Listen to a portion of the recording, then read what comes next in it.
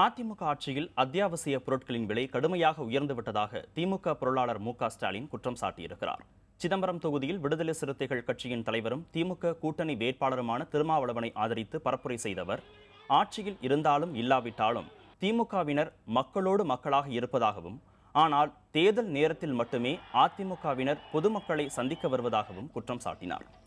பொதுமக்களின் போக்குவரத்துக்கு இடையூறு செய்யும் வகையில் அதிமுக பொதுச் செயலாளர் ஜெயலலிதாவின் பிரச்சார பயணம் அமைந்திருப்பதாகவும் மு.க.ஸ்டாலின் கூறினார்.